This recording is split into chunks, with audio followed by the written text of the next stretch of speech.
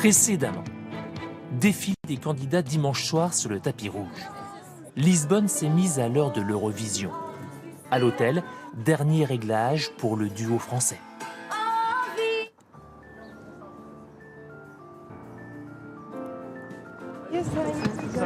Non, on n'a pas le temps. On y va? Allez, on y va. Tout à l'heure. Midi? Pas une minute à perdre.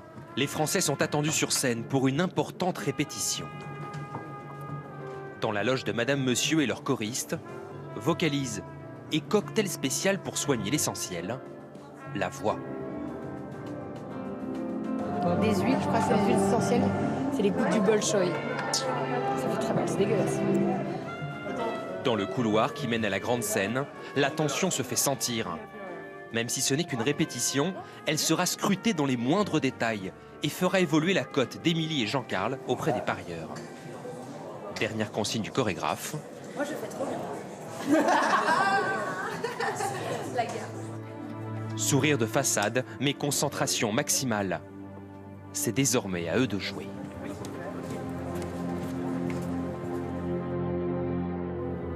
À l'Eurovision, tout se joue en 3 minutes le soir de la finale. Mais la préparation a commencé il y a plusieurs mois. Début mars à Paris, Madame Monsieur se produisent pour la première fois sur scène depuis leur désignation pour représenter la France.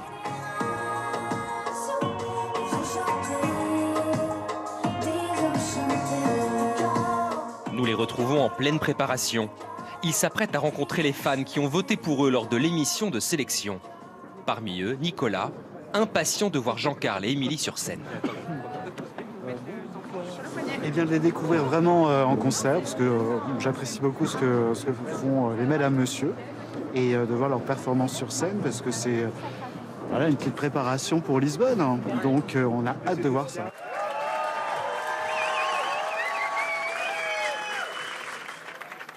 Et on va essayer de la ramener, cette première place. C'est un petit peu ambitieux, mais pourquoi pas? Voilà. Cette espèce d'engagement qu'ils ont tous derrière nous, ils nous défendent quand on se fait attaquer, ils sont là tout le temps.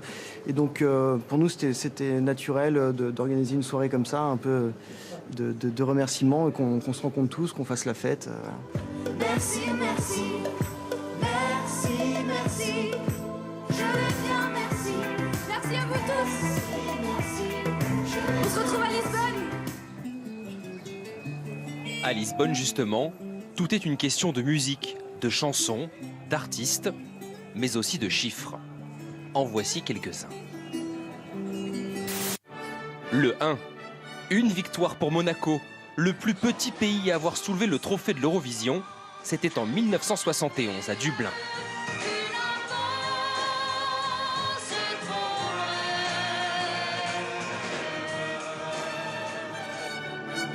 3. Un chanteur a réussi l'exploit de remporter 3 fois le concours. Il s'appelle Johnny Logan. Une fois en tant qu'auteur, 2 fois comme chanteur. Il a depuis un surnom, Mister Eurovision.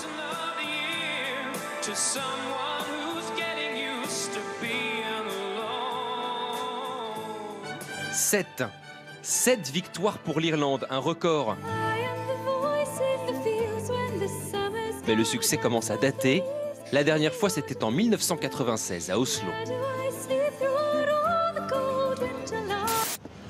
La répétition des Français débute dans 2 minutes.